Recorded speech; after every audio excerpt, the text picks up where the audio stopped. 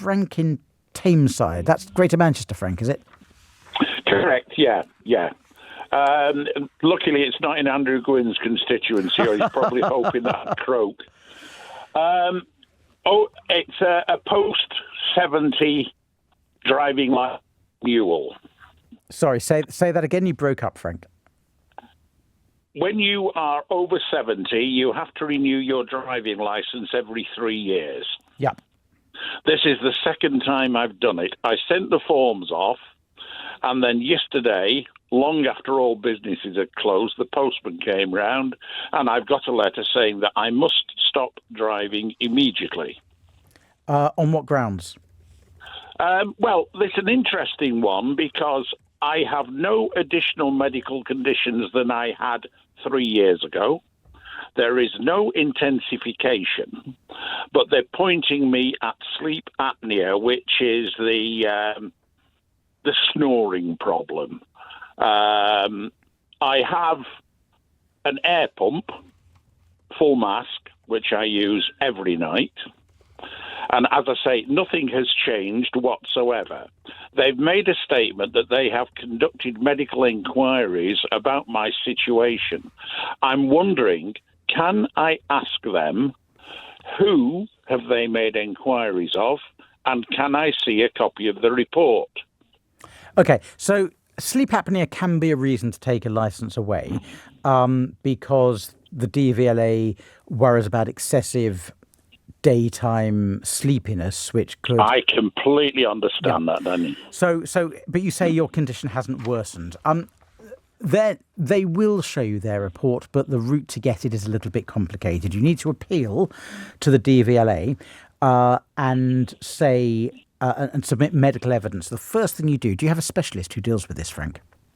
Well, yes and no, because the device I've got was prescribed for me back in 2018.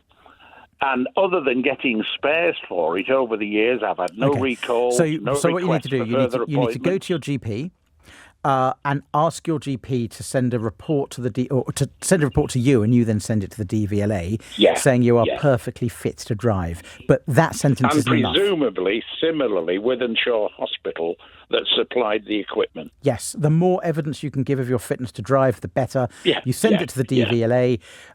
You have to show that you meet the required standards for driving. You can Google what they are.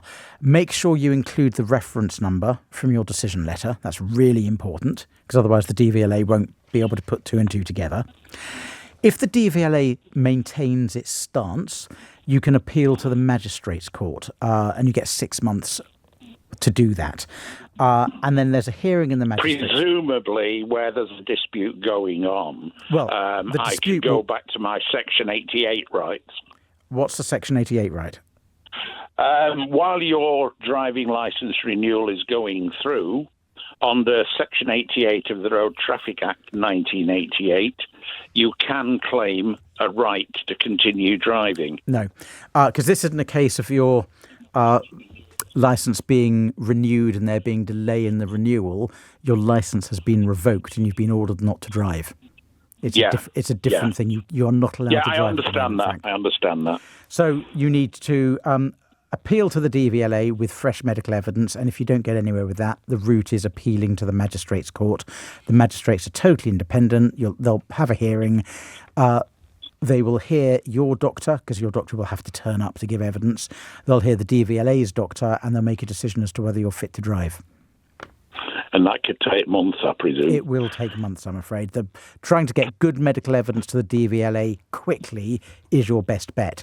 So the more evidence you can get to say you are fit to drive, with details about driving standards and how your physical condition is, the better. Just a simple one-line letter will not do the trick.